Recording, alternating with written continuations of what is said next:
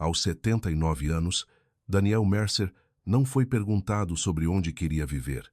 Seus 2 filhos simplesmente chegaram numa manhã de terça-feira com uma enfermeira, uma pasta jurídica e aquele tipo de voz suave que as pessoas usam quando já decidiram a sua vida por você. Disseram que o lar de idosos era para a segurança dele. Depois tiraram as chaves de sua caminhonete do gancho da cozinha, seu talão de cheques da escrivaninha e a caixa de escrituras que Clara um dia guardara no armário do corredor. Daniel havia passado 53 anos construindo escadas, consertando telhados, entalhando bancos de igreja e criando 2 meninos que costumavam acreditar que suas mãos podiam consertar qualquer coisa. Agora esses mesmos meninos olhavam para aquelas mãos como se elas fossem a prova de que ele já não podia ser confiável. Ao pôr do sol, ele estava sentado ao lado de uma cama estreita, num quarto que cheirava a desinfetante, encarando uma janela que abria apenas 10 centímetros. Seus filhos achavam que tinham levado tudo o que o tornava perigoso: sua casa, suas ferramentas, seus papéis e sua liberdade. Mas Clara sabia algo que eles não sabiam. 42 anos antes, ela se recusara a vender uma igreja em ruínas, na beira da Millstone Road. Todos a chamavam de inútil. Os filhos de Daniel nem sequer a mencionavam, e escondida no forro do velho casaco de inverno de Daniel, havia uma pequena chave de latão, embrulhada num pedaço de tecido azul do vestido de domingo de Clara. Ela não abria sua casa. Abre-a a torre do sino. Se você já viu uma pessoa idosa ser tratada como um peso depois de uma vida inteira doando tudo de si, acompanhe a história de Daniel, porque às vezes o mundo não entende o que um homem carregou até ver o que ele ainda é capaz de construir. E antes que aquela igreja se tornasse seu refúgio, Daniel Mercer já havia passado uma vida inteira provando que coisas quebradas nunca eram inúteis. Daniel Mercer nunca acreditara que o valor de um homem pudesse ser contado em contas bancárias, divisas de propriedade ou assinaturas em documentos legais. Para ele, uma vida era medida pelo que a pessoa construía, pelo que consertava e pelo que ainda permanecia de pé depois que o tempo fazia o pior. Por mais de 50 anos, as pessoas do condado de Cedar conheciam Daniel pelo som de sua velha caminhonete entrando em suas entradas.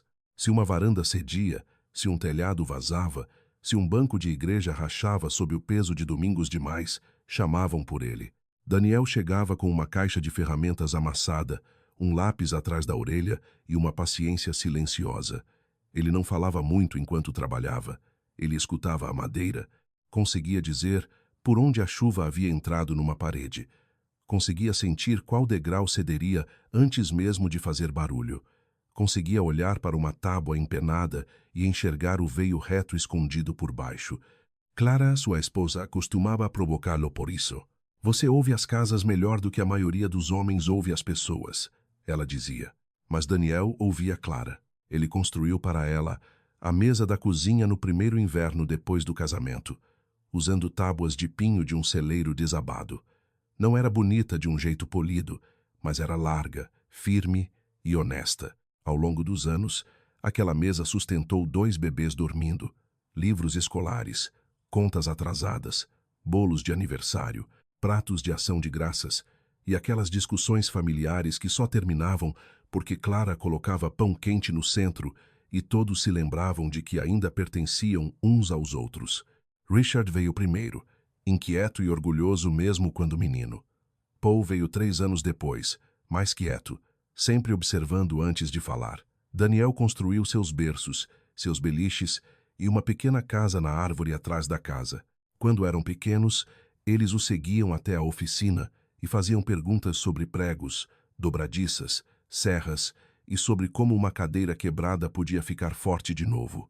Daniel acreditava que meninos cresciam, deixando certas coisas para trás: brinquedos, quartos, velhos hábitos, cidades pequenas. Ele aceitava isso. O que não entendia era como filhos adultos podiam deixar a gratidão para trás com tanta facilidade. Clara viu antes dele. Ela percebeu como Richard começou a perguntar sobre contas de aposentadoria em vez de perguntar sobre os joelhos de Daniel.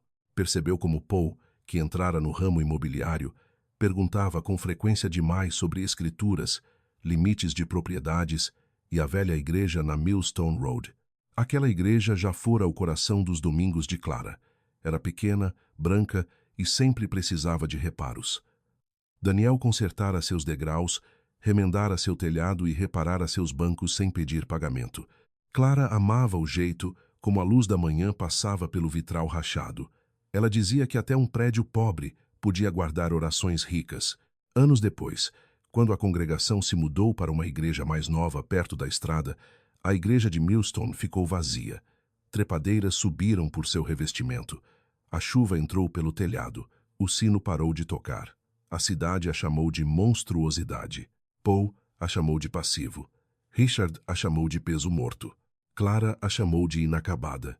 Numa tarde de outono, Daniel a encontrou sentada à mesa da cozinha, com papéis espalhados sob as mãos. Ela os cobriu antes que ele pudesse lê-los, não para esconder algo dele, mas para protegê-lo de uma preocupação que ainda não estava pronta para nomear.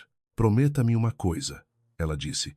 Daniel esperou. "Não deixe os meninos venderem aquela igreja antes que você entenda por que eu a mantive." Ele quase riu, mas a expressão no rosto dela o deteve. Clara não era sentimental com coisas inúteis. Se ela se agarrava a algo, havia uma razão. Então o câncer veio. Nos últimos meses de sua vida, Clara ficou mais magra, mas sua preocupação com a igreja só aumentou. Ela perguntava sobre ela mais do que sobre a casa, mais do que sobre o banco, mais do que sobre os móveis.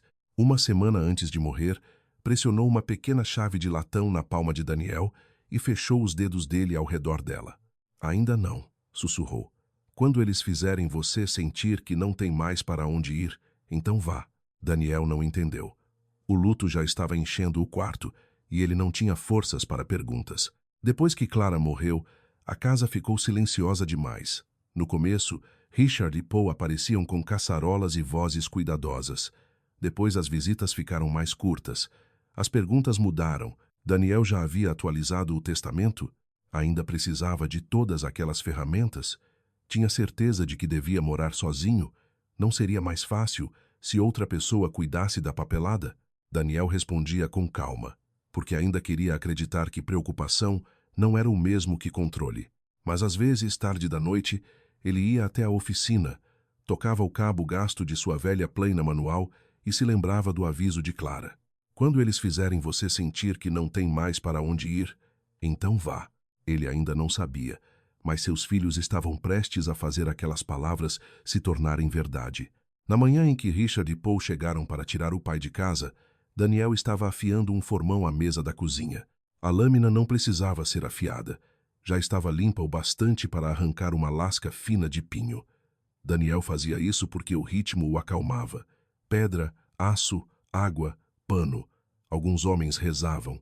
Daniel mantinha os fios retos. Do lado de fora, 2 portas de carro se fecharam. Depois uma terceira. Daniel olhou pela janela e viu o sedã preto de Richard atrás da picape de Paul. Um carro prateado estava junto ao meio-fio, e uma mulher de uniforme azul claro desceu a calçada com uma prancheta apertada contra o peito. Daniel secou o formão antes de se levantar. Richard entrou primeiro, carregando uma pasta de couro. Paul veio atrás com uma caixa de papelão. Depois, entrou a enfermeira, uma mulher de rosto bondoso que parecia pedir desculpas antes que alguém tivesse dito uma palavra. "Pai", começou Richard, "precisamos conversar." Daniel olhou para a pasta, depois para a caixa. "Parece que vocês já conversaram." Paul colocou a caixa sobre o balcão. "Por favor, não torne isso difícil." Lá estava. Não um olá, não um "você dormiu bem." Apenas a frase que as pessoas usam quando querem que obediência pareça bondade. Richard abriu a pasta. "Estamos preocupados. O fogão no mês passado. A queda na entrada. O aviso de conta de luz não paga." A mandíbula de Daniel endureceu. O fogão não tinha ficado ligado. A chama piloto havia apagado. A queda tinha sido por causa do gelo escuro. O aviso da conta havia sido enviado para o endereço errado. Fatos pequenos, ele sabia. Podiam ser pregados juntos até virarem uma jaula se um homem segurasse o martelo de forma errada. A enfermeira avançou com delicadeza. "Sr. Mercer, seus filhos organizaram uma estadia de cuidados temporários em Briar Glen. Só até que tudo seja avaliado." "Avaliado por quem?" Daniel perguntou. Richard suavizou a voz. por pessoas treinadas para isso. Para quê? Para envelhecer com segurança. Daniel deixou as palavras repousarem entre eles. Envelhecer com segurança. Soava limpo, responsável, quase amoroso, mas Paul já se movia em direção ao armário do corredor. Daniel deu um passo atrás dele. O que você está fazendo? Pegando a caixa das escrituras, disse Paul. Vamos mantê-la segura. Essa caixa pertence aqui. Pertence a algum lugar onde não se perca. Daniel se virou para Richard. Você trouxe uma estranha para minha cozinha para assistir vocês levarem meus papéis. A expressão de Richard se fechou. Pai, é exatamente disso que estamos falando. Você está ficando agitado.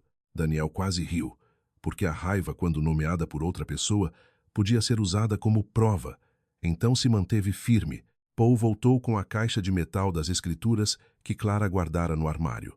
A visão dela nas mãos de seu filho atingiu Daniel com mais força do que ele esperava. Clara havia etiquetado tudo lá dentro com sua caligrafia cuidadosa. Seguro, escritura da casa, registros fiscais, igreja. Não igreja de Millstone. Apenas igreja, como se houvesse uma só que importasse. Richard deslizou um papel pela mesa. Isto me autoriza a ajudar a administrar certos assuntos financeiros e de propriedade. Daniel não tocou nele. Ajudar? Você assinou uma procuração limitada depois que a mamãe morreu, para emergências. Isto está se tornando uma. Não, disse Daniel. Vocês estão transformando isso em uma. Pela primeira vez, a paciência de Paul rachou. Pai, você mal consegue subir as escadas do porão. Ainda dirige aquela caminhonete com freios ruins. Mantém ferramentas por toda parte. Há extensões na oficina, tábuas soltas nos degraus dos fundos, latas velhas de tinta. Minha casa não é uma cena de crime. Pode se tornar uma. Daniel olhou para além deles, para a mesa da cozinha que construíra para Clara, onde os dois meninos tinham aprendido a escrever seus nomes. Os riscos ainda eram levemente visíveis sob o verniz. As letras de Richard se inclinavam para a frente, impacientes. As de Paul eram pequenas e cuidadosas. Daniel se perguntou quando a preocupação começara a soar tanto como posse. A enfermeira pediu que ele fizesse as malas. Paul fez isso em seu lugar. Percorreu o quarto de Daniel, abrindo gavetas e dobrando camisas, sem saber quais delas importavam.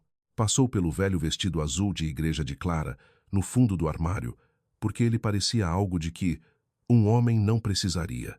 Pegou a carteira de Daniel da cômoda para guardar em segurança. Richard tirou as chaves da caminhonete do gancho da cozinha e as colocou no bolso do casaco sem olhar para o pai. Foi então que Daniel sentiu algo dentro de si ficar muito quieto. Não quebrado, quieto, algo à espera. À porta da frente, a senhora Ruth Callahan, da loja de ferragens, estava na calçada com um saco de parafusos que Daniel havia encomendado. Ela viu a enfermeira, a caixa e o casaco de Daniel dobrado sobre o braço de Paul. Está tudo bem, Daniel? Ela perguntou. Richard respondeu antes que Daniel pudesse. Ele está bem, senhora Callahan. Estamos cuidando dele. Daniel encontrou os olhos dela. Havia coisas que um homem podia dizer diante dos filhos e coisas que só apertariam mais a jaula. Então disse, guarde esses parafusos para mim, Ruth. A boca dela se comprimiu numa linha fina. Vou guardar. O lar de cuidados Briar Glen era quente, bege e trancado de pequenas maneiras invisíveis. O corredor cheirava a limpador de limão e verduras cozidas. Daniel recebeu uma cama estreita, uma cômoda, uma cadeira e uma janela que abria apenas 10 centímetros. Richard colocou uma pequena bolsa de roupas sobre a cama. Paul ficou perto da porta, olhando o celular. Isto é temporário, disse Richard. Então deixe minhas chaves da caminhonete. Você sabe que não podemos. Meu talão de cheques. Pai, minha caixa de escrituras. Paul suspirou. Por que está transformando isso em coisas? A voz de Daniel permaneceu baixa. Porque vocês as levaram antes de me levarem. Por um momento, o rosto de Paul mudou. Não era arrependimento. Exatamente. Era desconforto.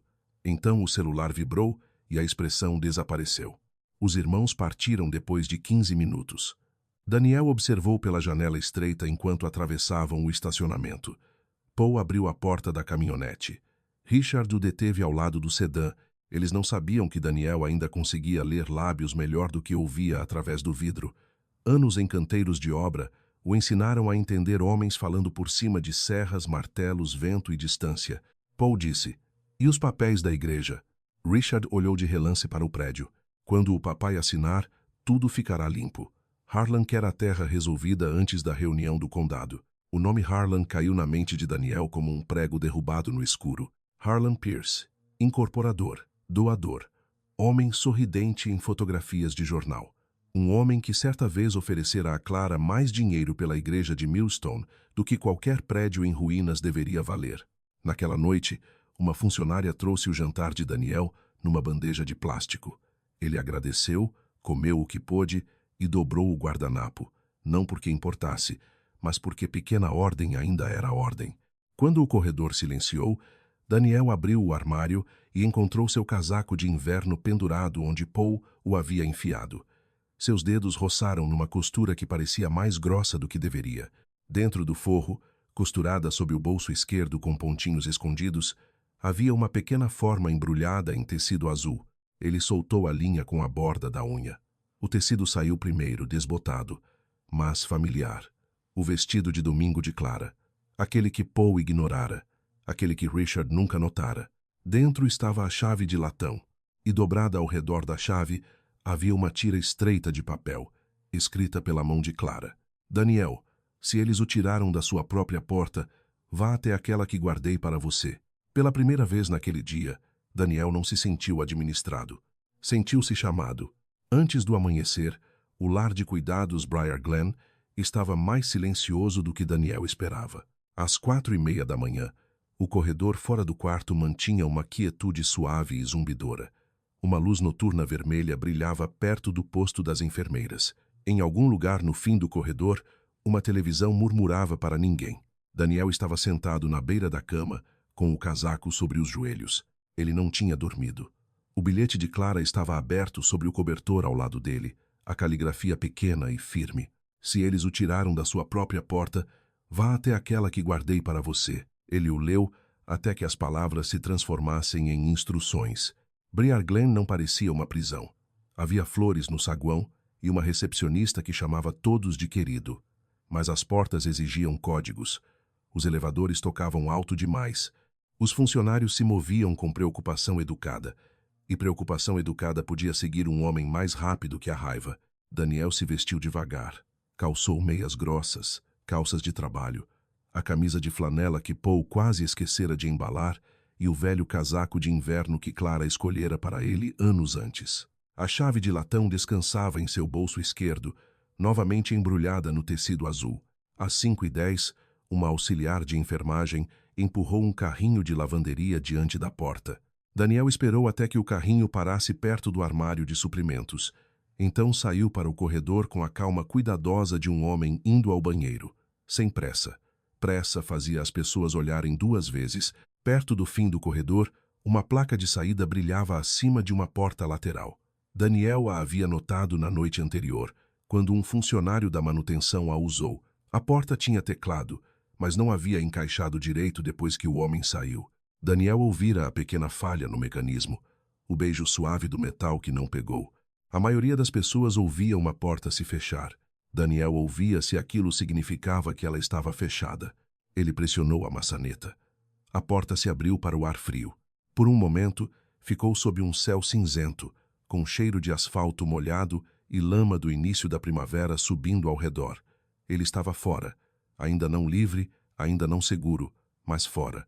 A estrada, além de Briar Glen, curvava em direção à rodovia. Daniel evitou a calçada principal, atravessou por trás das caçambas de lixo e seguiu uma via de serviço até que o prédio desaparecesse atrás de uma linha de pinheiros.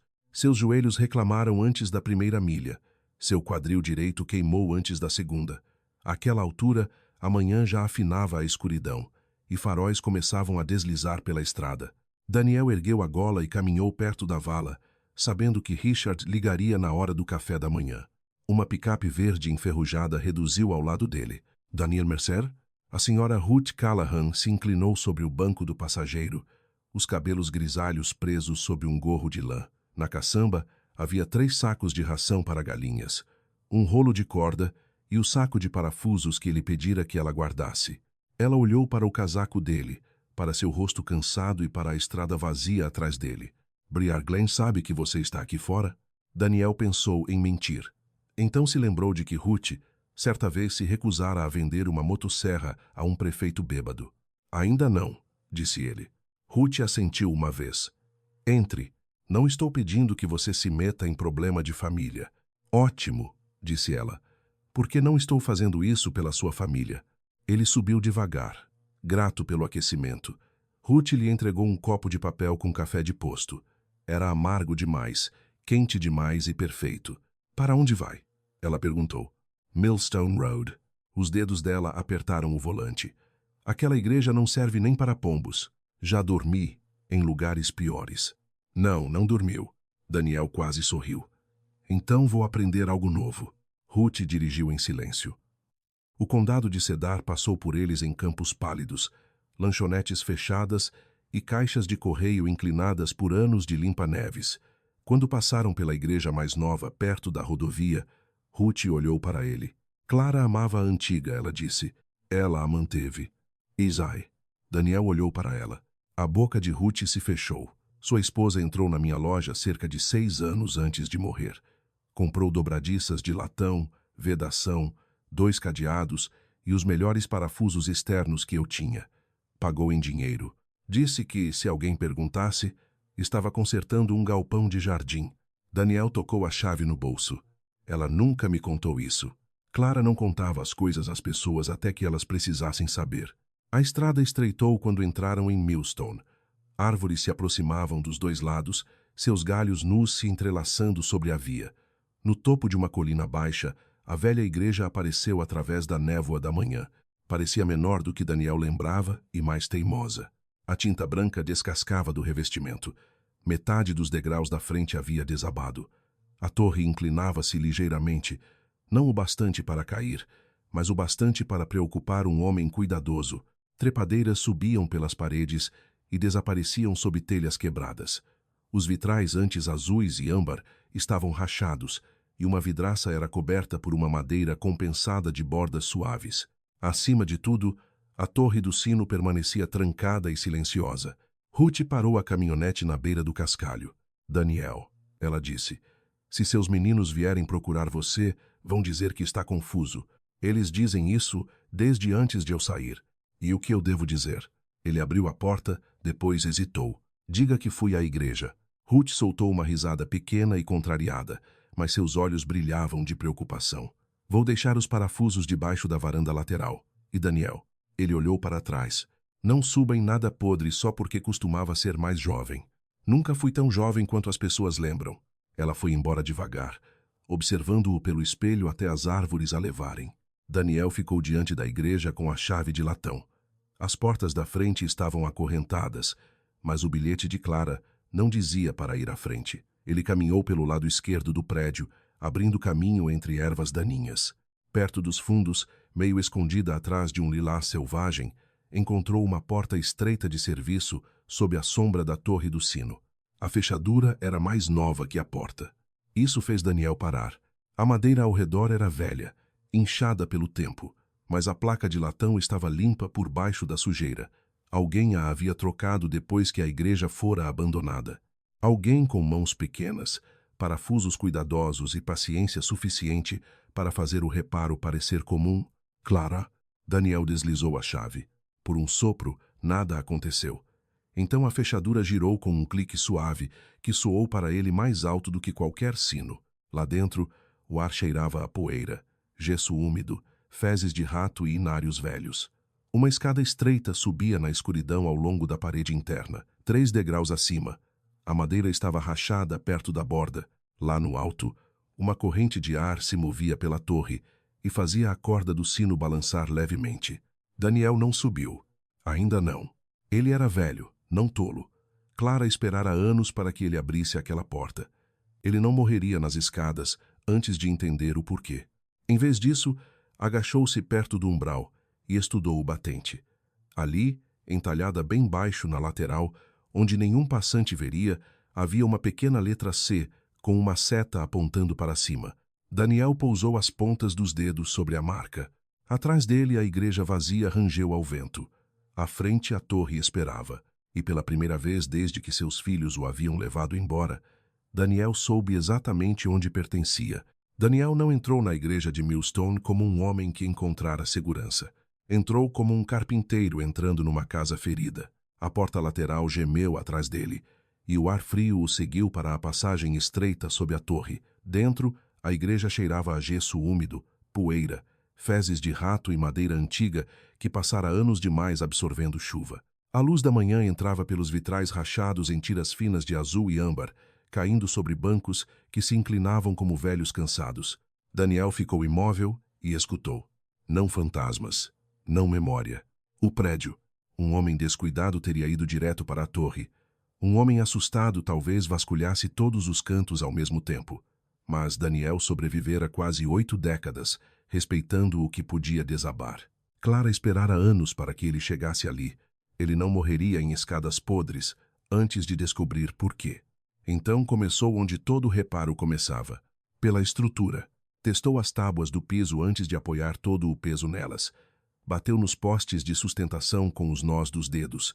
Estudou manchas de água, cabeças de pregos, guarnições empenadas e lugares onde o gesso caíra da parede. O lado norte estava ruim. As tábuas perto do púlpito estavam moles por causa da chuva. O coro o preocupava, mas a sala de convivência dos fundos resistira melhor que o resto. Ao meio-dia, escolheu um canto seco. Não era uma casa. Ainda não. Mas o teto acima era firme, a parede bloqueava o vento e o chão não se movia sob suas botas. Abrigo, Daniel sabia, não era conforto. Abrigo era a primeira promessa que um lugar fazia, antes de se tornar algo mais. Quando voltou para fora, encontrou os suprimentos que Ruth Callahan deixara sob a varanda lateral. O saco de parafusos, uma lona azul, um rolo de corda, 2 latas de sopa, uma lanterna, fósforos e um cobertor de lã dobrado. Um bilhete estava preso ao cobertor. Não discuta. Ruth. Daniel leu e quase sorriu. Comeu uma lata de sopa fria, sentado nos degraus da igreja com a chave de latão no bolso e o mistério inacabado de Clara acima da cabeça. Depois foi trabalhar. Movia-se devagar, mas não fracamente. A idade lhe ensinara a não desperdiçar movimento. Arrastou 2 almofadas de banco para o canto dos fundos e bateu a poeira delas do lado de fora. Limpou vidros quebrados com um pedaço de papelão. Encostou uma porta empenada contra a pior corrente de ar. Amarrou a lona sob o vazamento menor do telhado para que a água escorresse para uma velha pia batismal em vez de se espalhar pelo chão. Ao fim da tarde, a igreja ainda parecia arruinada para qualquer passante, mas Daniel conseguia ver a diferença. Um canto agora tinha propósito. Isso importava. Quando a luz desapareceu, ele percorreu novamente o santuário com a lanterna. A corda do sino pendia imóvel lá em cima. As escadas da torre subiam para a escuridão, estreitas e irregulares. Ele parou no primeiro degrau e baixou o facho. Ali, perto do rodapé, estava o pequeno C entalhado que notara antes, com a seta apontando para cima. Mas agora, sob a sujeira e a sombra, viu outra coisa. Uma tira de madeira ao lado da escada não combinava com o resto. Fora tingida para parecer velha, mas o veio era diferente. Daniel se agachou com cuidado. O movimento fez seu quadril queimar, mas ele continuou. Passou os dedos pela emenda, a tira fora encaixada por alguém paciente, alguém que sabia esconder trabalho novo dentro de dano antigo. Clara. Usou a pequena chave de fenda que Ruth havia colocado junto aos parafusos e soltou a tábua. Ela resistiu no começo, depois se soltou com um estalo suave. Atrás dela havia uma cavidade estreita. Dentro havia um pedaço de oleado dobrado. Daniel sentou-se sobre os calcanhares, respirando através da dor nos joelhos. Por um momento, apenas o segurou. A igreja rangia ao redor. O vento se movia por uma vidraça quebrada. Em algum lugar acima, a corda do sino tocou uma vez contra a parede da torre. Ele desdobrou o oleado. Dentro havia um esboço a lápis da escadaria da torre. A caligrafia de Clara marcava 3 degraus com pequenos X. 3º, 7º, 12º, trocar antes de subir. Daniel fechou os olhos. Não de tristeza, de reconhecimento. Clara não lhe deixara um mistério romântico, deixara instruções, instruções práticas, exatas, amorosas. Sabia que ele viria até ali com joelhos velhos, orgulho teimoso e a necessidade de entender tudo com as próprias mãos. Então fizera o que Clara sempre fazia, transformara medo em preparação. No verso do esboço havia mais uma linha. A torre é apenas o começo. Procure debaixo do que eles pintaram por cima. Daniel leu 2 vezes. Então a sala mudou. As paredes descascadas já não eram apenas abandono. O painel diferente perto do púlpito já não era apenas um reparo feio. O armário selado atrás do coro, o remendo estranho no piso perto da sacristia, a tinta grossa ao longo da parede inferior, tudo começou a parecer deliberado. Clara não escondera um segredo. Escondera uma trilha. A noite caiu antes que Daniel estivesse pronto. Os vitrais ficaram negros. O ar ficou cortante. A chuva começou depois da meia-noite. Suave primeiro, depois constante. A água batia na lona e pingava na pia com sons ocos e pacientes. Outro vazamento se abriu perto do corredor central, e Daniel se obrigou a levantar para mover uma velha bandeja de comunhão para baixo dele. Seu corpo doía, suas mãos latejavam, suas costas pareciam ter recebido um prego, mas a dor não o assustava. O silêncio também não. Ele havia passado o dia fazendo escolhas, pequenas mas suas. Onde dormir, o que consertar, o que não arriscar, qual segredo tocar primeiro e qual deixar para amanhã. Em Briar Glen, cada porta pedia permissão a outra pessoa. Ali, mesmo no frio, Daniel respondia apenas ao trabalho. Deitou-se nas almofadas de banco com o cobertor de Ruth puxado até o queixo. A lanterna, o esboço e o bilhete de Clara repousavam dentro de sua camisa. A chuva batia no telhado. A torre esperava acima dele. Pela manhã, ele tinha um plano. Consertaria o 3º, o 7º e o 12º degraus. Deixaria um cômodo seco. Encontraria água. Descobriria o que Clara quis dizer com pintaram por cima. E quando Richard e Paul viessem procurá-lo, não encontrariam um velho confuso escondido numa ruína. Encontrariam um carpinteiro trabalhando. Ao nascer do sol, Daniel já havia escolhido as tábuas. Não tinha o luxo de uma madeireira. Então vasculhou a igreja como um homem pobre vasculha os bolsos, com cuidado, respeito, esperando que nada útil tivesse sido esquecido. Atrás da sala de convivência, encontrou 2 velhas prateleiras de carvalho empenadas nas pontas, mas sólidas no meio. No coro, encontrou o encosto partido de um banco com veio reto suficiente para salvar. De um armário caído, arrancou 3 pedaços de guarnição que permaneceram secos sob camadas de poeira. Não era madeira bonita. Era suficiente. Daniel colocou o esboço de Clara sobre um banco e estudou os degraus marcados. 3º, 7º, 12º. Subiu apenas até onde confiava. Removeu as tábuas podres uma a uma e as substituiu por peças que moldou à mão. Cada corte levou mais tempo do que levaria antes. Sua respiração encurtou. Seus joelhos protestaram. 2 vezes precisou sentar no degrau inferior e esperar o tremor nos dedos passar. Mas o trabalho o firmava. Um homem que ainda podia medir, cortar, encaixar e fixar não estava acabado. No meio da tarde, Ruth Callahan voltou com café numa garrafa térmica e um saco de papel com biscoitos. Encontrou Daniel ajoelhado ao pé da escada da torre, apertando o último parafuso. Você parece que brigou com um celeiro, ela disse. Um celeiro teria sido mais limpo. Os olhos dela foram para os degraus reparados. Vai subir isso hoje, depois de testá-los. Daniel. Ele olhou para ela. Se eu não subir, Clara guardou este lugar para nada. Ruth não discutiu. Simplesmente colocou o café no chão e ficou ao pé da escada com as 2 mãos cruzadas ao redor dos cotovelos, como se sua preocupação precisasse de algum lugar para se segurar. Daniel testou o 3º degrau com uma bota. Ele aguentou. O 7º deu uma pequena queixa, mas não se moveu. O 12º pareceu firme sob seu peso. Ele subiu devagar, uma mão no corrimão, outra na parede. Poeira cobriu sua manga. Teias roçaram seu rosto. Acima dele, uma luz pálida vazava pelas ripas da torre. O sino esperava nas sombras. Era menor do que Daniel lembrava. Bronze escuro com uma borda verde de idade no lábio. A corda pendia rígida e desfiada. amarrada para que não balançasse livremente. Debaixo do sino, encostada à parede oposta, havia uma caixa de cedro. Não era grande, não era ornamentada. Mas Daniel conhecia seu próprio trabalho. Fizera aquela caixa quase 30 anos antes para Clara guardar enfeites de Natal. Lembrava-se de lixar a tampa enquanto ela se sentava ao seu lado, cantarolando. Lembrava-se de entalhar uma pequena fileira de folhas na borda, porque ela dizia que coisas simples mereciam uma beleza secreta. A caixa desaparecera depois que ela morreu. Agora estava na torre do sino, trancada com um pequeno fecho de latão. Daniel tirou a chave do bolso. Seu polegar descansou por um momento no tecido azul que a envolvia. Então abriu a caixa. Dentro havia uma pilha de cartas amarradas com barbante de algodão, uma escritura dobrada, um envelope marrom marcado fundo, várias fotografias antigas e um caderno com o nome de Clara na primeira página.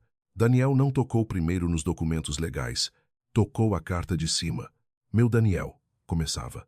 Se você está lendo isto, então os meninos fizeram você se sentir menor do que é. As palavras embaçaram, e ele teve de desviar o olhar até que a torre se assentasse ao redor dele novamente. A carta de Clara não era raivosa. Isso quase doía mais. Ela escrevia com a calma de uma mulher que vira no que o amor podia se transformar quando misturado com dinheiro e medo. Disse que Richard sempre quis tanto a ordem que às vezes confundia controle com cuidado. Disse que Paul aprendera a ver terra como valor antes de lembrar que também podia ser memória. Ela não os chamou de maus, chamou-os de perdidos na fome errada. Então explicou à igreja. Anos antes de sua doença, um incorporador chamado Harlan Pierce oferecera comprar a igreja de Millstone e o terreno ao redor. Alegou que queria preservá-la. Clara não acreditara. Vira agrimensores perto do lote dos fundos. Ouvira conversas sobre um complexo de armazenamento privado e uma expansão de estrada do condado. Também encontrara registros antigos mostrando que 3 famílias tinham sido expulsas de terras vizinhas por meio de pressão legal que não podiam pagar para enfrentar. O nome de Harlan estava na papelada. Então Clara comprou o que restava da igreja por meio de um pequeno fundo beneficente, usando o dinheiro que sua tia lhe deixara e as economias que Daniel pensava que ela gastara em contas médicas. A escritura era legal. O fundo era mais apertado que arame farpado. Nenhum herdeiro poderia vender a igreja para desenvolvimento comercial. Nenhum familiar poderia transferi-la para lucro pessoal. Enquanto Daniel vivesse, tinha o direito de usá-la, repará-la e protegê-la. Depois dele, ela só poderia servir como lugar de trabalho comunitário, abrigo, ensino ou cuidado. Daniel segurou os papéis do fundo com as 2 mãos. Seus filhos não tinham simplesmente deixado passar uma igreja inútil. Tinham deixado passar o único lugar que não podiam transformar em dinheiro. No fundo da caixa havia uma lista de nomes. Alguns Daniel reconheceu. Viúvas, que Clara levara a consultas, um trabalhador demitido da serraria que dormira na caminhonete no inverno, um menino que costumava se sentar atrás da igreja depois da escola porque sua casa era pior que a rua. Ao lado de cada nome, Clara escrevera o que precisavam. Comida, lenha, aluguel, sapatos, lugar seguro. Na última página do caderno, ela desenhara um plano simples para a igreja. O santuário virava oficina, a sala de convivência virava cozinha, a velha sacristia virava um pequeno quarto. Ao lado da torre, ela escrevera: Daniel saberá como fazer. Daniel pousou a mão sobre aquelas palavras. Por anos, pensou que o luto significava perder a pessoa que o entendia. Mas ali, acima da igreja arruinada, Clara ainda o entendia. Não o velho que seus filhos descreveram, não o problema a ser administrado. Ele, um carpinteiro, um marido, um homem capaz de fazer abrigo de restos. Ruth chamou de baixo. Daniel, ele engoliu em seco. Estou bem. Mas não estava exatamente bem. Algo dentro dele havia se aberto, e não era apenas tristeza, era propósito. Reuniu os papéis com cuidado e os colocou de volta na caixa de cedro, exceto o fundo e a primeira carta. Esses ele dobrou dentro da camisa. Antes de fechar a tampa, notou mais uma coisa escondida no canto. Uma fotografia de Clara em pé no santuário vazio anos antes, uma mão apoiada num banco, a outra segurando uma espátula de pintura. No verso ela havia escrito: Eles cobriram mais do que paredes. Daniel se lembrou da linha do esboço. Procure debaixo do que eles pintaram por cima. Ele desceu devagar, carregando a caixa sob um braço. Ruth observou seu rosto e não fez a pergunta que pairava entre eles. Em vez disso, disse, e então? Daniel olhou pelo santuário, além dos bancos quebrados, das paredes escurecidas, da poeira, do telhado remendado e dos lugares que Clara marcara sem lhe contar. Isto nunca foi apenas uma igreja, disse ele. Ruth esperou. Daniel tocou os papéis do fundo dentro da camisa. Foi o jeito de Clara manter a porta aberta. Lá fora, uma caminhonete reduziu na Millstone Road e depois seguiu. A notícia se espalharia. Richard viria. Paul viria. Harlan Pierce talvez viesse com um sorriso e papéis próprios, mas Daniel já não se sentia um homem escondido dos filhos. Sentia-se o dono legal de uma promessa. A primeira pessoa a dormir na igreja de Millstone depois de Daniel não foi um voluntário, um vizinho, nem um dos velhos amigos de Clara. Foi um menino se escondendo da chuva. Daniel o ouviu pouco depois da meia-noite, 3 dias depois de abrir a caixa de cedro na Torre do Sino. Àquela altura, a sala de convivência dos fundos estava seca o bastante para guardar um pouco de calor.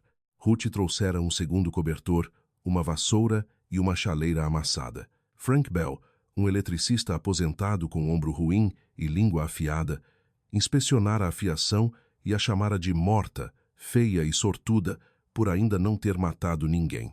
Naquela noite, a chuva batia no telhado forte o suficiente para testar cada reparo que Daniel havia feito. Ele estava deitado sobre 2 almofadas de banco quando um sapato raspou perto da sacristia. Daniel estendeu a mão para a lanterna. Você pode sair, disse, mantendo a voz firme. Ou posso continuar fingindo que não estou ouvindo. Por vários segundos, nada se moveu. Então, um menino magro saiu de trás de um armário antigo. Tinha cabelo escuro molhado, um moletom cinza leve demais para o tempo e olhos atentos de alguém acostumado a ser culpado antes de ser ouvido. Eu não estava roubando, disse o menino. Não disse que estava. Só precisava de um lugar seco. Nessa parte, eu acredito.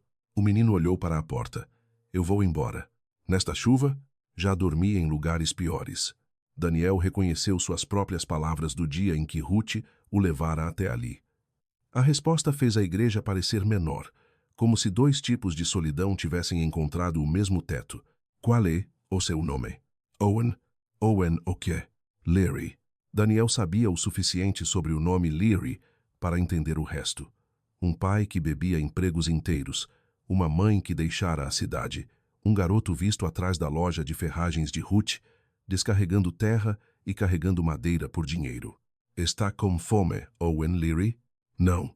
Daniel abriu uma lata de sopa mesmo assim e a colocou sobre a velha mesa com 2 bolachas. Então sente-se, enquanto eu como demais. Owen hesitou, depois sentou. Comeu rápido, depois desacelerou quando percebeu Daniel percebendo. Daniel não disse nada. A fome tinha seu próprio orgulho. De manhã, Owen estava perto da porta lateral, pronto para desaparecer. Daniel apontou para uma pilha de tábuas perto da sala de convivência. Sabe separar madeira útil de lixo? Não. Ótimo. Então ainda não aprendeu errado. Eu não pedi trabalho. E eu não ofereci caridade. Isso fez Owen ficar. Daniel mostrou a ele como testar podridão com a ponta de uma faca, como olhar ao longo de uma tábua para ver torção e como arrancar pregos velhos sem rachar madeira boa. Owen foi desajeitado no começo, escondia erros com encolhidas de ombro e impaciência, mas observava atentamente, e Daniel respeitava qualquer um que soubesse observar antes de fingir saber. Quando Ruth chegou com café, parou ao ver Owen carregando tábuas pelo santuário. Bem, disse ela, a igreja encontrou seu guaxinim. Owen enrieceu. Daniel não levantou os olhos da medição. Guaxinins não empilham madeira por comprimento. Ruth estudou o menino, depois lhe entregou um biscoito embrulhado num guardanapo. Coma antes que Daniel ensine você a viver de sopa fria e teimosia. Owen pegou sem agradecer, mas suas orelhas ficaram vermelhas. Mais tarde naquele dia, Frank voltou com uma caixa de ferramentas e um rolo de fio. Olhou para Owen. Consegue segurar uma lanterna sem cegar um velho? Provavelmente, disse Owen. Então já é melhor que metade do condado. Frank trabalhou numa linha segura até a sala de convivência, enquanto Daniel e Owen transformavam um banco quebrado numa bancada rústica. Daniel ensinou o menino a medir 2 vezes, a manter um parafuso reto, a lixar a favor do veio em vez de contra ele. Não fez discursos. Deixou o trabalho ensinar o que palavras não podiam. Perto do pôr do sol, ergueram o banco reparado contra a parede. Era rústico. Estava de pé. Owen passou uma mão pela borda lixada. Você acha mesmo que as pessoas vão vir aqui? As pessoas já vieram. Quero dizer pessoas normais. Daniel olhou para ele. Você acha que eu me qualifico? Owen não teve resposta. Na manhã seguinte, Frank restaurou uma luz na sala de convivência. Quando a lâmpada piscou e acendeu, fraca e amarela, todos pararam de falar. Era apenas uma luz, mas numa igreja que ficara escura por anos, uma luz parecia quase corajosa. Owen a encarou, por mais tempo, que todos. Daniel pensou no caderno de Clara na caixa de cedro. Comida, lenha, aluguel, sapatos, lugar seguro. Ele pensara que ela lhe deixara um prédio. Agora se perguntava se ela lhe deixara uma porta e confiara que as pessoas certas a encontrariam. Nos 2 dias seguintes, Owen voltou todas as manhãs. Fingiu que era pelo trabalho. Daniel fingiu acreditar. Ruth trazia café.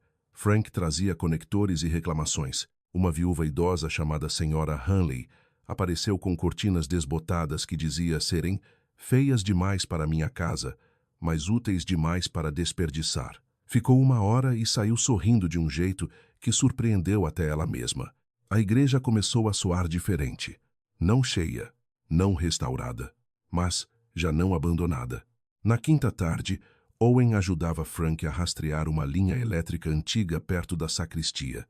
O menino estava deitado no chão com a lanterna, enquanto Frank batia nas tábuas com uma chave de fenda. Esta linha não deveria correr por aqui, murmurou Frank. Para onde vai? Daniel perguntou. Owen deslocou a luz. Para baixo. Daniel atravessou o santuário. Meio escondida sob tinta marrom grossa e poeira, havia uma ranhura estreita no piso. Frank raspou. A tinta saiu em lascas opacas, revelando um pequeno anel de metal afundado rente à madeira. Owen se sentou. Isso é uma alça? O pulso de Daniel mudou. Procure debaixo do que eles pintaram por cima. Frank olhou para ele. Você sabia disso? Daniel balançou a cabeça. Mas Clara sabia. Juntos, ergueram o anel. O painel abriu apenas 5 centímetros antes que a madeira inchada o impedisse. De baixo veio ar frio com cheiro de terra, pedra e antiga espera. Owen se aproximou. O que tem lá embaixo? Daniel olhou para a fenda escura sob o chão. Acho, disse ele, que encontramos o cômodo inferior de Clara. O painel do chão não abriu com facilidade. Frank precisou buscar uma pequena alavanca na caminhonete, e mesmo assim a madeira lutou como se tivesse recebido ordens para manter a boca fechada. A tinta rachou nas emendas. A poeira subiu. Owen segurava a lanterna com as 2 mãos, o rosto pálido com a excitação de alguém que encontrara uma porta esquecida pelo mundo. Com cuidado, disse Daniel. Se Clara o escondeu, tinha motivo para mantê-lo inteiro. Frank parou de forçar e mudou o ângulo. Essa era a diferença entre quebrar e abrir. 1 minuto depois, o painel se ergueu com um gemido baixo de madeira. Abaixo havia uma escada estreita. Não era profunda, talvez 8 ou 9 degraus. Paredes de pedra, chão de terra, ar frio o bastante para fazer o santuário acima parecer quente. Daniel baixou a lanterna primeiro e esperou. Espaços antigos tinham humores. Alguns avisavam para se afastar. Aquele apenas parecia esperar. Você não vai descer primeiro, disse Frank. Daniel olhou para ele. Eu sou o dono das escadas. E também é dono de joelhos de 79 anos. Então Owen desceu primeiro, luz na mão, cuidadoso como Daniel lhe ensinara. Frank o seguiu até a metade, e Daniel veio por último, uma mão na parede. O cômodo inferior cheirava a terra, papel velho e cedro seco. Era menor do que ele esperava, não mais largo que a cozinha de convivência, mas cada centímetro havia sido usado. Contra uma parede havia prateleiras de madeira. Sobre elas estavam caixas de arquivo, pacotes embrulhados, uma lanterna de querosene, 2 potes lacrados de fósforos e uma pilha de cobertores dobrados que cheiravam levemente a lavanda. Trabalho de Clara. Prática, até no esconderijo. Na parede oposta, sob camadas de tinta marrom, alguém havia raspado um retângulo limpo. Ali, na caligrafia de Clara, havia 4 palavras. Não para os gananciosos. Owen leu em voz alta e deu uma risada baixa, mas Daniel ainda não conseguia rir. Abriu a primeira caixa de arquivo. Dentro havia cópias de registros de terras, avisos fiscais antigos, cartas de escritórios do condado, recortes de jornal e anotações à mão na escrita cuidadosa de Clara. Daniel reconheceu alguns nomes da lista dela na torre. O falecido irmão da senhora Hanley, a família Barlow, uma viúva chamada Ma Stubbs que já morara atrás da igreja, pessoas de que Daniel se lembrava apenas como rostos da cidade, vidas comuns passando por corredores de mercado e manhãs de domingo. Mas Clara havia escrito suas histórias. Uma família perdera terras depois que uma expansão de estrada mudou as divisas. Outra assinara um contrato que não entendia. Uma terceira fora pressionada a vender depois de receber repetidos avisos de violação que não podia pagar para contestar. O mesmo nome aparecia de novo e de novo. Harlan Pierce, nem sempre diretamente. Às vezes era Pierce Development, às vezes uma empresa parceira, às vezes um advogado cujo escritório, Daniel, sabia ficar 3 portas depois do escritório de Richard. Mas o padrão estava lá, quieto e paciente como podridão atrás de uma parede. Frank assobiou baixinho. Isto é maior que uma igreja. Daniel virou uma página e encontrou um mapa de levantamento da Millstone Road. A propriedade da igreja ficava no centro, marcada com lápis vermelho. Ao redor, havia lotes já pertencentes a empresas ligadas a Pierce. A igreja não era terra inútil. Era a peça que faltava. Owen apontou para um envelope mais novo no fundo da pasta. Esse não é antigo.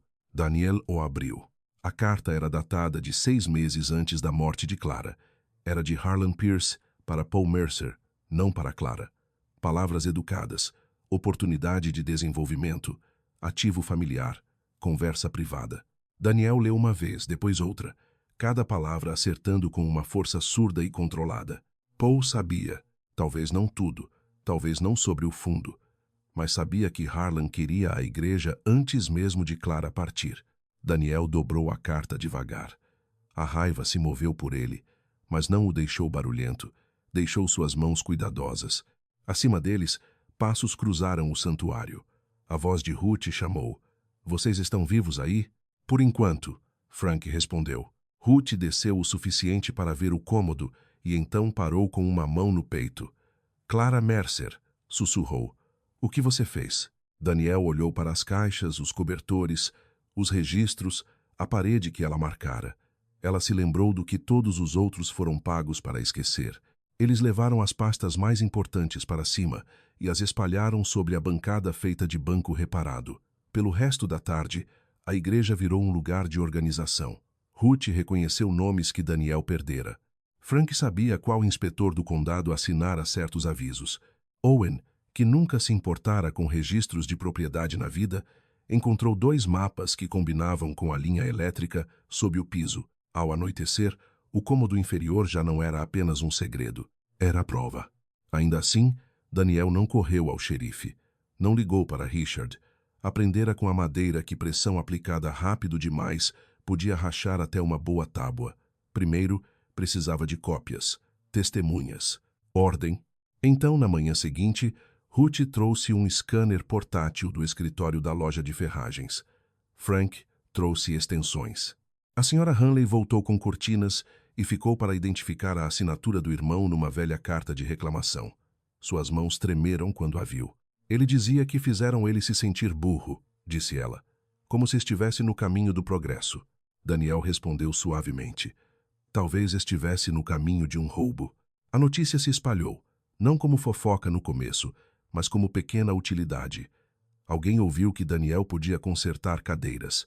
Outra pessoa ouviu que havia café quente na velha sala de convivência. Um motorista aposentado de ônibus escolar trouxe uma cadeira de balanço quebrada. Uma mulher da beira da cidade trouxe 2 sacos de enlatados e disse que estava apenas limpando a despensa. Owen construiu uma placa com restos de madeira e pintou as letras de forma irregular. Oficina Mercer. Reparos. Café. Sem perguntas primeiro. Daniel quase o fez repintar mais limpo. Depois decidiu que as letras tortas diziam melhor a verdade. As pessoas vieram. Não multidões. Ainda não. Apenas o suficiente para mudar o ar. Uma viúva ficou para tomar café. Um veterano trouxe o cabo rachado de uma bengala. Uma menina que mal falava observou Owen lixar uma prateleira e perguntou se meninas também podiam aprender. Owen olhou para Daniel, inseguro. Daniel entregou a ela um pedaço de lixa. A madeira não liga. Pela primeira vez em anos, a igreja de Millstone teve o som de trabalho, passos, xícaras nas mesas, risos baixos e pessoas ficando mais tempo do que haviam planejado. No fim da semana, uma fotografia apareceu na página comunitária do condado. Daniel Mercer em pé sob o vitral quebrado, Owen ao lado, ambos segurando a placa reparada. A legenda dizia: Antiga igreja de Millstone, volta à vida. Daniel só viu quando Ruth mostrou no celular. Mas Richard viu, Paul viu, e em algum lugar do condado de Cedar, Harlan Pierce também viu. 3 dias depois que a fotografia apareceu online, Richard Mercer chegou à igreja de Millstone, usando um terno azul marinho limpo demais para a estrada de cascalho. Paul veio atrás na picape, mandíbula tensa, olhos indo primeiro para a placa reparada, depois para as portas abertas da igreja, depois para as pessoas lá dentro. Ruth servia café na sala de convivência. Frank estava agachado perto do quadro de disjuntores. Owen mostrava a uma adolescente quieta como lixar a borda de uma prateleira sem arredondar demais o canto. Daniel estava perto da bancada com uma plena na palma da mão. Por um segundo ninguém falou. Então Richard disse: Pai, o que é isto? Daniel colocou a plena no chão. Parece trabalho. Parece uma responsabilidade legal. Paul entrou mais. Seu olhar pousou em Owen. Quem é esse garoto? Owen Henry Hessel. Daniel respondeu antes que o menino pudesse. Alguém ajudando. Richard baixou a voz do jeito que usava quando queria que as testemunhas o achassem razoável. Você desapareceu de uma instituição de cuidados. Está morando num prédio abandonado e inseguro. Tem menores aqui, idosos entrando e saindo, reparos sem licença, fiação exposta. A fiação está segura onde eu mexi, disse Frank da parede. Richard o ignorou. Isto foi longe demais. Daniel limpou a serragem dos dedos. Você quer dizer mais longe do que esperava. Os olhos de Paul correram para o piso da sacristia, depois para a torre, depois para a bancada onde pastas estavam empilhadas sob um pano. Daniel viu o movimento. Paul não estava procurando perigo, estava procurando papéis. Um veículo branco do condado parou atrás das caminhonetes. O Sr. Avery saiu primeiro, carregando a mesma preocupação educada que vestira na cozinha de Daniel. Ao lado dele estava uma inspetora de construção chamada Lydia Grant, uma mulher de ombros quadrados, cabelo prateado, lama nas botas e uma prancheta que parecia usada, não decorativa. Richard gesticulou para a igreja. Como podem ver, precisamos de intervenção. A inspetora Grant olhou para Daniel. Senhor Mercer, recebi uma reclamação de que esta estrutura está ocupada e aberta ao público. Daniel assentiu. Partes dela estão. Partes estão isoladas. Posso inspecionar? Pode. Richard piscou. Esperava resistência. Talvez gritos, talvez confusão. Daniel não lhe deu nada disso. Caminharam lentamente pela igreja. Daniel mostrou a parede norte insegura, as escadas bloqueadas do coro, a sala de convivência seca, a única linha elétrica restaurada, os suprimentos etiquetados, o coletor de água, sob o vazamento e a área de trabalho, onde as ferramentas ficavam penduradas fora do alcance de crianças, sem supervisão. A inspetora Grant fez anotações sem expressão. Paul finalmente disse: Pai, isso é loucura. Você não pode transformar uma igreja condenada em algum tipo de abrigo. Ela não está condenada, disse Daniel. Deveria estar. O rosto de Owen endureceu, mas Daniel lhe deu um pequeno olhar para ficar quieto. O Sr. Avery pigarreou. Sr. Mercer, seus filhos estão preocupados que pessoas vulneráveis possam estar influenciando suas decisões. Ruth riu uma vez curta e afiada. Pessoas vulneráveis? Quer dizer nós? A boca de Richard se apertou. Senhora Callahan, isto é um assunto de família. Não, disse Daniel. Deixou de ser apenas família quando vocês trouxeram oficiais do condado à minha porta. Paul se aproximou do pai. Pai, por favor, Estamos tentando impedir que isto vire uma vergonha. Daniel olhou para ele. Para quem? A pergunta atingiu Paul com mais força do que ele esperava. Ele desviou o olhar. Então, outro carro parou lá fora. SUV preto. Harlan Pierce desceu, usando um casaco cor de camelo, e o sorriso cuidadoso de um homem que nunca entrava numa sala sem saber o que queria dela. Daniel, disse Harlan calorosamente, como se fossem velhos amigos. Lamento ver todo esse problema. Daniel não ofereceu a mão. Então deve estar decepcionado por ter ajudado a trazê-lo. O sorriso de Harlan não se quebrou. Estou aqui porque me importo com o futuro desta propriedade. Este prédio pode machucar alguém. A terra poderia servir melhor ao condado de Cedar do que isto. Melhor como? Ruth perguntou.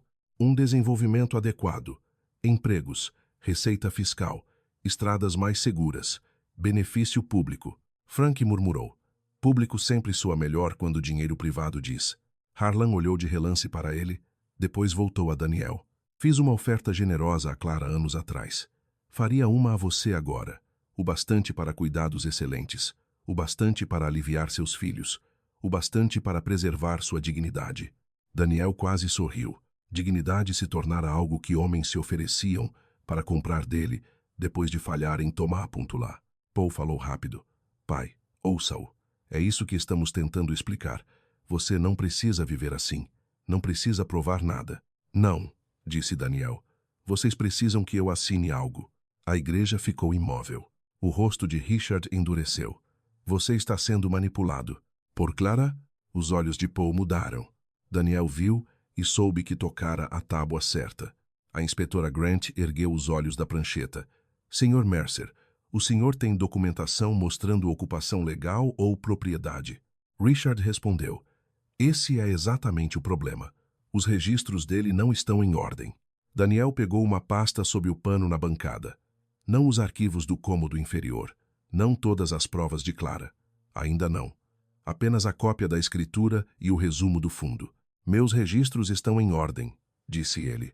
A expressão de Harlan mudou tão pouco que a maioria teria perdido. Daniel não. Passara a vida percebendo rachaduras finas.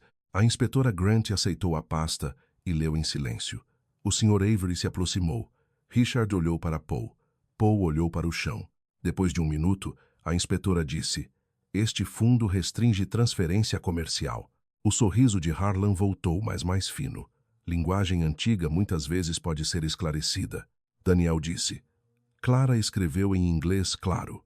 A inspetora Grant fechou a pasta. Isto não resolve as questões de segurança, mas estabelece que o Sr. Mercer tem posição legal aqui. O controle de Richard escorregou. Ele não é competente para tomar decisões sobre esta propriedade. Daniel olhou para o filho e, pela primeira vez naquele dia, tristeza se moveu através da raiva. Você continua dizendo que não sou competente toda vez que me recuso a obedecer.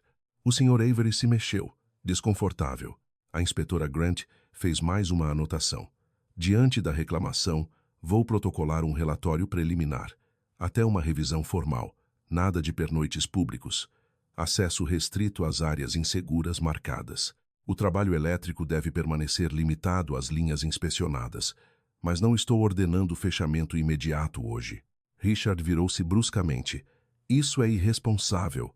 Não, disse ela. É procedimento. Harlan abotoou o casaco. Então todos devemos comparecer à revisão do condado. Daniel sabia o que aquilo significava. Uma sala, oficiais, linguagem pública. Homens como Harlan preferiam pressão com microfones e papelada.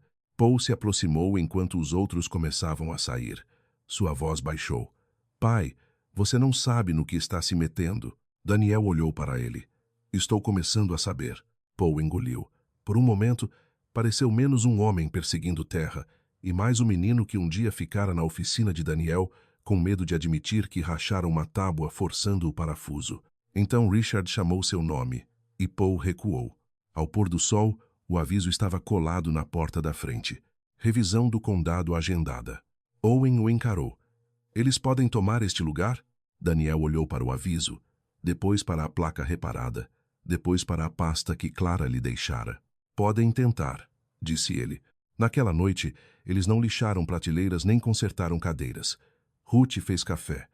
Frank verificou as fechaduras. A senhora Hanley trouxe a carta de reclamação com a assinatura do irmão. Owen organizou mapas sobre a bancada, tomando cuidado para não borrar as marcas de lápis. E Daniel abriu a caixa de cedro novamente. Clara havia se preparado para a ganância. Agora ele precisava se preparar para o tribunal. A revisão do condado foi realizada numa quinta-feira à noite, numa sala que cheirava a cera de piso, café velho e papel nervoso. Daniel chegou com sua camisa de flanela mais limpa, aquela que Clara dizia fazer seus olhos parecerem menos cansados. Ruth o levou de carro, embora ele tivesse discutido por quase 10 minutos que podia se virar. Frank veio com uma jaqueta marrom e diagramas elétricos debaixo do braço. A senhora Hanley trouxe uma pasta apertada contra o peito. Owen caminhava atrás de Daniel, usando uma camisa emprestada que Ruth passara mal e um olhar que desafiava qualquer um a chamá-lo de problema. Richard e Paul estavam sentados perto da frente. Harlan Pierce estava uma fileira atrás deles. Aquilo disse quase tudo a Daniel. O conselho do condado tinha 5 membros. A inspetora Lydia Grant estava numa mesa lateral com seu relatório. O Sr. Avery também estava presente, o rosto cuidadosamente neutro, como se neutralidade fosse algo que pudesse vestir como um casaco. Richard falou primeiro. Soava calmo, instruído, ferido. Disse que seu pai havia desaparecido de uma instituição de cuidados. Disse que a igreja de Millstone era insegura. Disse que estranhos haviam se reunido ao redor de um idoso num momento vulnerável. Disse que a família só queria proteger Daniel de ferimentos, exploração e confusão. Paul não falou no início. Manteve os olhos nas mãos. Então, Harlan se levantou. Falou de benefício público, desenvolvimento, receita fiscal, acesso viário, empregos. Disse que a velha igreja tinha valor sentimental, é claro, mas sentimento não podia ser permitido a ponto de pôr cidadãos em perigo. Ofereceu-se generosamente para ajudar a realocar Daniel para uma casa mais segura e preservar uma pequena placa memorial caso a igreja tivesse de ser demolida. Uma placa. Daniel olhou para Harlan e pensou nas mãos de Clara, comprando dobradiças em segredo. 42 anos de proteção reduzidos a um nome em metal. A presidente do conselho se voltou para Daniel. Senhor Mercer, gostaria de responder. Daniel se levantou devagar. A sala observou sua idade antes de observar seu rosto. Ele conhecia aquele olhar, todos perguntando em silêncio se ele conseguiria ficar de pé tempo suficiente para fazer sentido. Colocou uma pasta sobre a mesa. Meus filhos dizem que estou confuso porque saí de um lugar que não escolhi e voltei para um lugar que possuo. Richard C. Maxwell. Daniel abriu a pasta. Esta é a escritura. Este é o fundo. Minha esposa Clara Mercer colocou a igreja de Millstone sob restrições antes de morrer. Ela não pode ser vendida para desenvolvimento comercial, nem por mim, nem por meus filhos, nem por qualquer pessoa que ache um velho inconveniente. Um murmúrio percorreu a sala. A presidente do conselho ajustou os óculos. Nós revisamos uma cópia do fundo. Harlan sorriu levemente. Documentos podem ser interpretados. Daniel colocou uma segunda pasta ao lado da primeira. Então, interpretem estes. Ele não jogou papéis, não levantou a voz. Entregou-os à inspetora Grant, que passou cópias ao conselho. Mapas, cartas, avisos fiscais, registros de reclamações, anotações de Clara, nomes de empresas, linhas de lotes, o padrão que Harlan contara que ninguém teria paciência para enxergar. Daniel apontou para o mapa. A Pierce Development, ou suas parceiras, possuem quase todos os lotes ao redor da igreja de Millstone, exceto a igreja. Essa terra é a peça que falta. Harlan se levantou. Isto é especulação. A senhora Hanley se levantou antes que Daniel pudesse responder.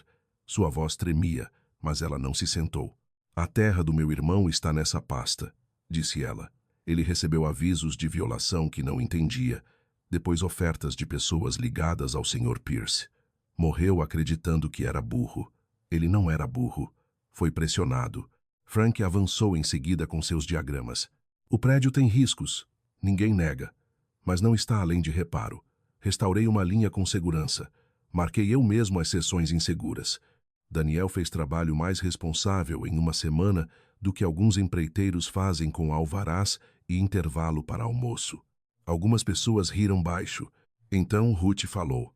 Daniel Mercer consertou metade deste condado e cobrou pouco da outra metade. Se ele diz que uma viga aguenta, confio mais nele do que num homem de casaco novo chamando ganância de progresso. A mandíbula de Harlan se apertou. A presidente do conselho olhou para Owen. E você é? Owen Congelow.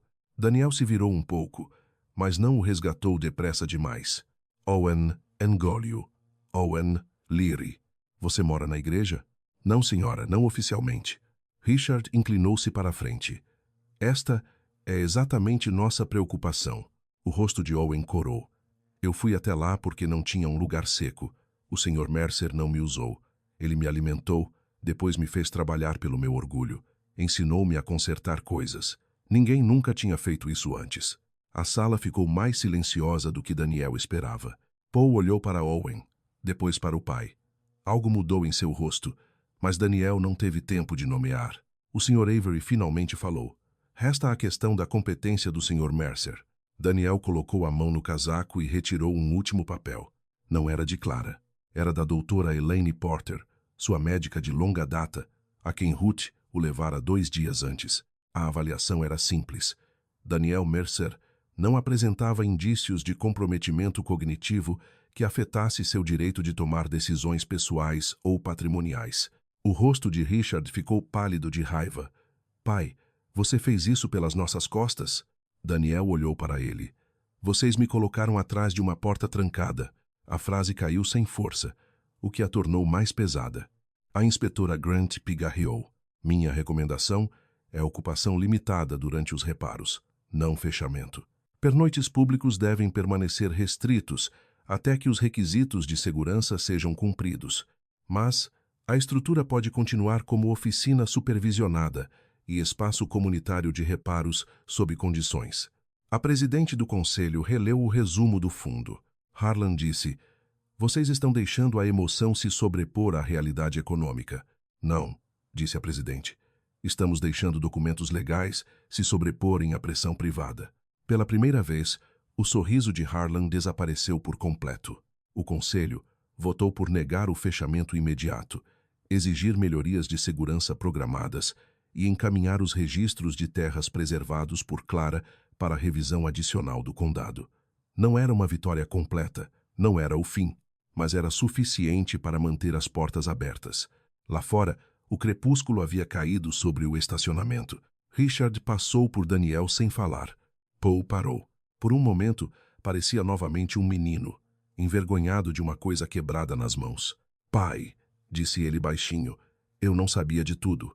Daniel olhou para ele, mas sabia o suficiente para ficar calado. A boca de Paul abriu, depois fechou. Daniel não suavizou a verdade para ele. Se quiser voltar à minha vida, disse Daniel, comece dizendo a verdade quando isso lhe custar alguma coisa. Paul baixou os olhos. Nenhum perdão veio naquela noite, mas veio o primeiro silêncio honesto. Quando voltaram à igreja de Millstone, Frank insistiu em verificar a fiação temporária antes que alguém entrasse. Ruth fez café, embora fosse tarde. Owen carregou as pastas como se fossem algo sagrado. Então, da torre acima veio um som, uma nota profunda e áspera. Todos pararam. Frank olhou para cima.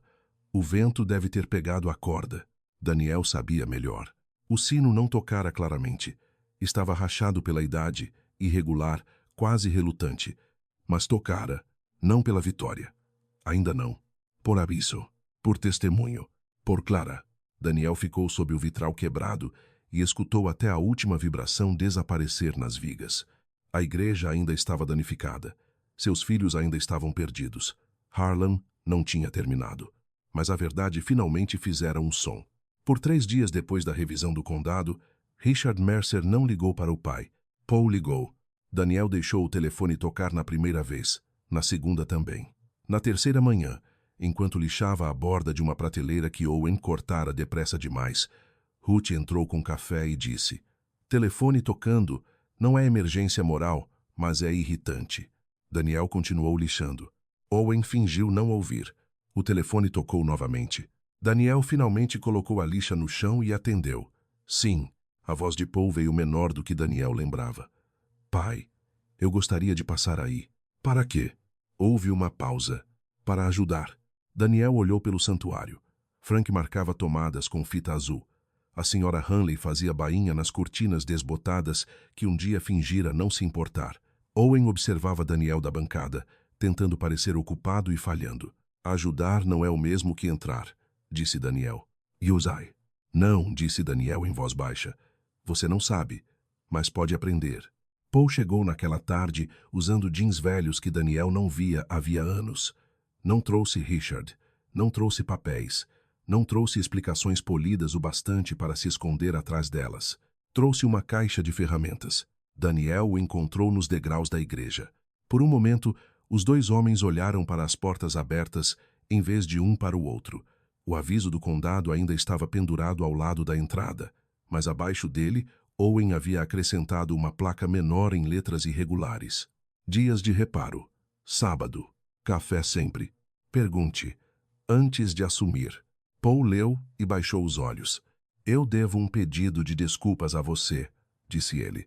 Daniel não respondeu de imediato. Desculpas, aprendera ele. Podiam ser como tinta barata. Faziam madeira podre parecer limpa por uma estação, mas não sustentavam peso. Pelo quê? Daniel perguntou. Paul engoliu. Por deixar Richard me convencer sobre o lar de cuidados. Por eu mesmo me convencer disso. Por saber que Harlan queria a igreja e não contar. Por pensar que, se eu chamasse de prático, não era traição. Daniel o estudou. Aquilo estava mais perto da verdade do que do conforto. Conforto teria sido mais fácil. A verdade tinha bordas ásperas. Você quer perdão? Daniel perguntou. O rosto de Paul se contraiu. Sim. Então comece com trabalho. Paul pareceu confuso. Daniel apontou para a parede norte.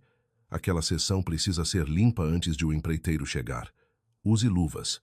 Não toque em nada marcado em vermelho. Paul assentiu uma vez e entrou. Owen o observou passar. Você confia nele? Não, disse Daniel. Owen pareceu satisfeito com a honestidade. Mas estou dando a ele algo de onde a confiança possa crescer. Richard veio uma semana depois. Não estava de terno. Isso quase fez Daniel rir, porque Richard parecia menos confortável sem um, como se tivesse removido a armadura e descoberto que não havia pele por baixo. Fui aconselhado a não discutir assuntos legais, disse Richard. Daniel apoiou-se numa vassoura perto do púlpito. Então não discuta.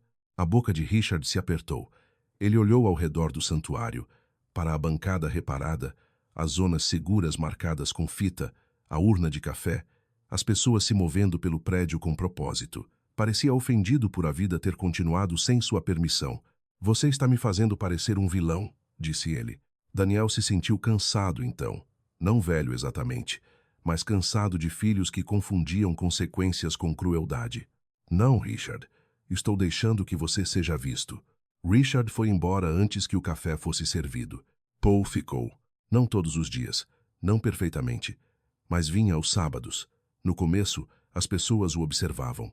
Ruth o observava com mais força. Owen lhe dava os piores trabalhos sem perguntar a Daniel. Raspar tinta, carregar tábuas arruinadas, levar lixo.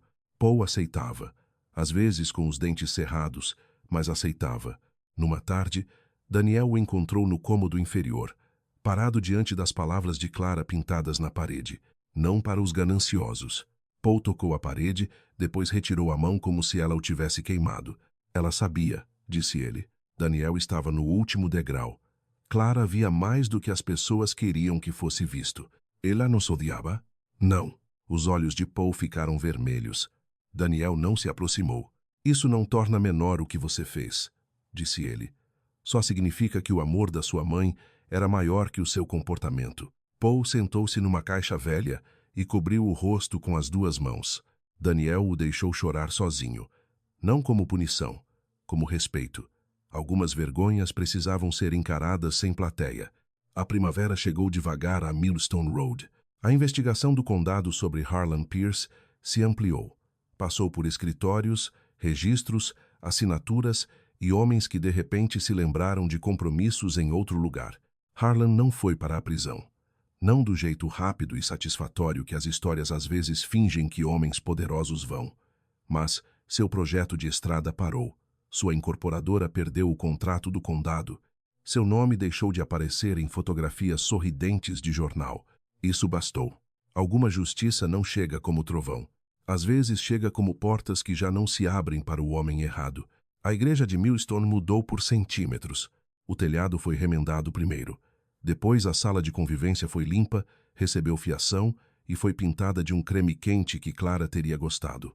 A parede norte foi reforçada, o vitral quebrado não foi substituído por algo novo e perfeito. Daniel insistiu em reparar o que podia ser salvo, peça por peça, para que as janelas ainda carregassem sua história quando o sol da manhã passasse por elas. A placa do lado de fora também mudou. Santuário Oficina Mercer. Reparos, aulas, café, trabalho seguro, porta aberta. Owen pintou as letras sozinho, mais limpas desta vez, embora Daniel tenha deixado uma linha torta intocada. Você deixou passar essa, disse Owen. Não, respondeu Daniel. Eu a poupei. Owen se tornou o primeiro aluno oficial, embora afirmasse que títulos eram idiotas. Aprendeu a construir prateleiras, reparar cadeiras, afiar lâminas e pedir desculpas à madeira quando a forçava. Uma garota quieta chamada Mia aprendia ao seu lado. A senhora Hanley organizava cortinas, café e a vida de todos. Frank reclamava da fiação até que a fiação se comportasse. Ruth continuava trazendo suprimentos e fingindo que os encontrara em promoção.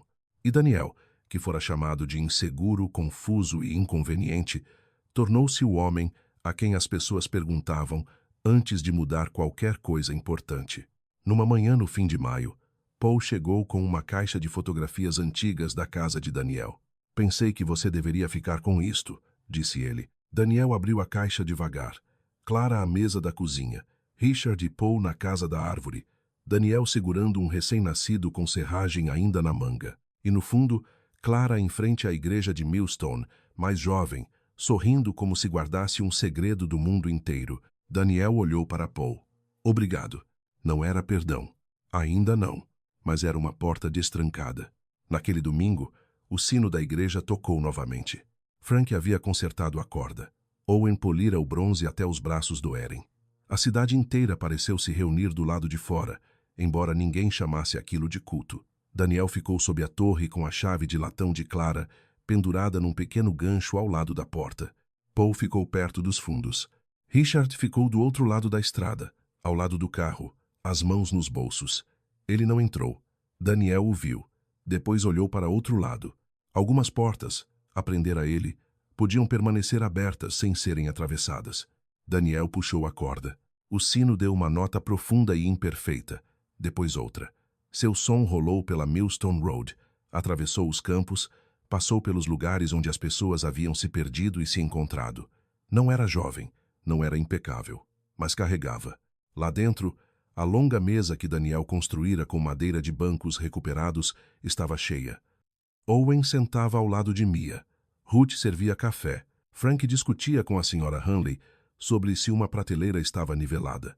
Paul segurava uma vassoura e esperava para ser útil.